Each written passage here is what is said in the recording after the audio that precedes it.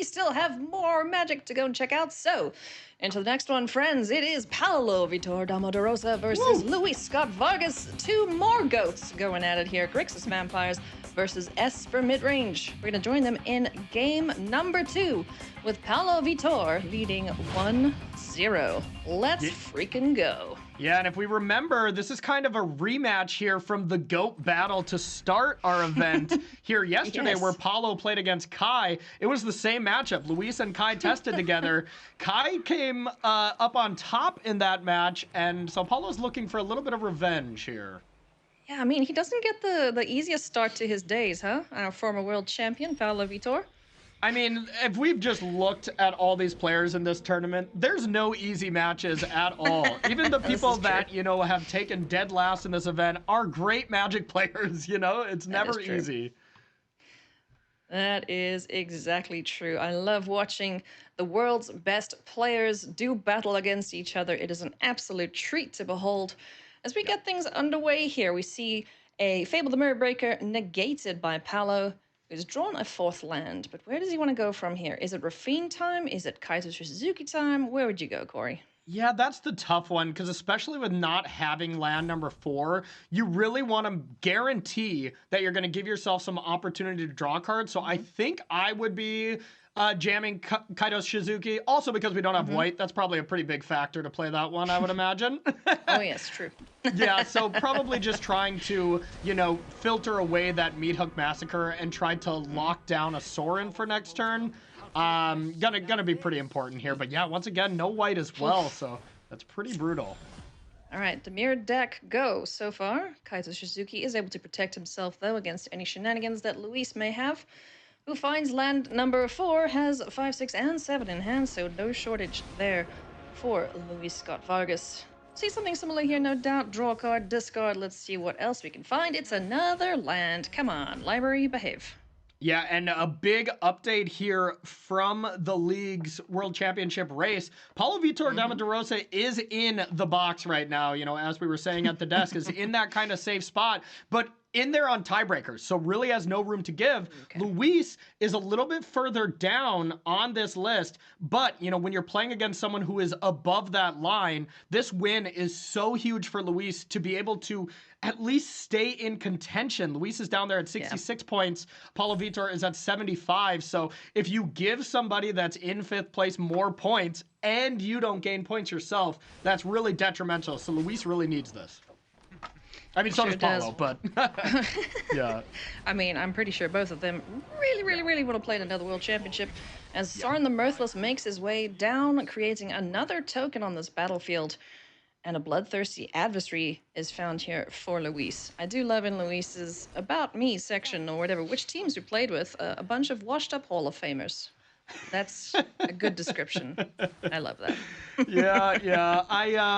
I've seen all those. I've seen the team that Luis is on. I've seen how these Hall of Famers are still performing to the day. I think that's just a dagger at his friends, because they are not washed in any way, and they're still crushing it at every tournament.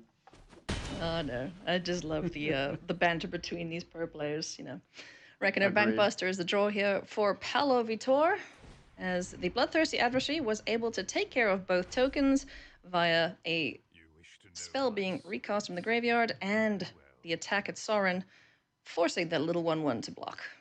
Yep, and everything seeming to be coming up Paulo so far with that grip full of hands, advantage on the Planeswalkers. Grip full of cards, excuse me, caught myself there. But the main thing that Luis is going to be really looking for from this Grixis deck, that really is their next level card for these kind of mid-range mirror matches, is Evelyn the Covetous. That is what Luis is probably going to be needing to find. It's such a phenomenal card at, well, taking your opponent's cards as well as giving yourself some card advantage with that little vampire synergy that they have going on in the deck. Now here's an interesting spot for Paulo. First thing he's going to do is discard a card to draw with Kaito Shizuki. Does he go for the Lolth, or is it time to get rid of this attacker on the board just to slow down Kaito? Are we doing something else completely different? Yeah, looks like just prioritizing making sure Luis does not snowball out of control. And all Paulo is trying to do is just say, I want to untap with these 2 Planeswalkers. If every turn I untap with a Planeswalker, I should be good. And now this is face up. You know, Paulo knew this could happen where Hive is going to just deal with either one of them straight away. But that's taking Luis's whole turn. And now you get Kaido Shizuki to just draw a card, which is good, but it's not great. It's not often you see Hagra Mauling cost 3, huh? Yeah, exactly. It's usually 4. Yeah, it really is. That's hilarious. Oh man, I wish we would have seen some of the land destruction decks in this field, because they would have had a great time. I mean, we did get the joy of casting it so far. You know, unfortunately, Kenji didn't make it our hero, but that was a really fun match, and I know Paul and Marshall were very jealous of us. Yes, and that's totally fine by me. Okay, so Luis is still looking for some action, finds a Make Disappear, one of the new counter spells from new Capenna. It's going to be Blood Tithe Harvester that hits the board, going to make that blood token, and will allow Luis to cycle a little bit more into the library and try and find something meaningful. Speaking of meaningful, oh boy, Paulo just has the gas. Look at that. Yep. Yeah, Paulo's just got hit after hit coming down. You know, this is really Paulo's game to lose here. And Make Disappear is a really interesting card because we've seen this in the past, like Quench. You know, it's a little bit better of a Quench, but that is a really, really underwhelming card. But there's not too many counter spells that are just unconditional counter spells. You know, there's Negate for non-creatures. There's Disdainful Stroke for big stuff. There's no real just counterspell in this set. So that's how much this team is reaching for just something that counters anything. And we had to go with Make Disappear, which is not the best Magic card. Yeah, fortunately not. So Rafine is taken care of, courtesy of Hagra Mauling and the 1 extra mana available to Luis to pay for the ward cost. But Lolth is also another source of card draw here. Something that these black-blue based decks do very well is draw cards, so there is a negate for a non-creature spell. Rafine number 2 could come on down, but there's also mana left open for the Wandering Emperor. We're also going to see the wedding announcement flip, and this blood token is going to try and find something meaningful for Luis Scott-Vargas. Oh, that's good.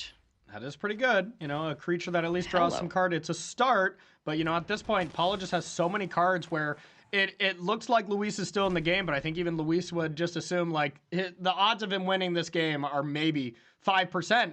And it's just crazy because both players are at 18 and 19 life. And, you know, it's still relatively early in the game, but all these mid-range grind fests are really just about position. And right now, Paulo has the position on Planeswalkers, creatures, cards in hand, really it all right now. And it's going to be a tough one. For sure. Soul Transfer is going to remain in hand here as Lolth Spider Queen looks to be the target of this very powerful removal spell from Kamigawa. Got a negate there, let's see if it meets a negate, Yep. Yeah, and these mid-range battles are just so tricky, but some players absolutely love it. Like, this is really Reduke's, you know, set championship to win here. He is the king of these mid-range style decks and is doing quite well in the tournament as well.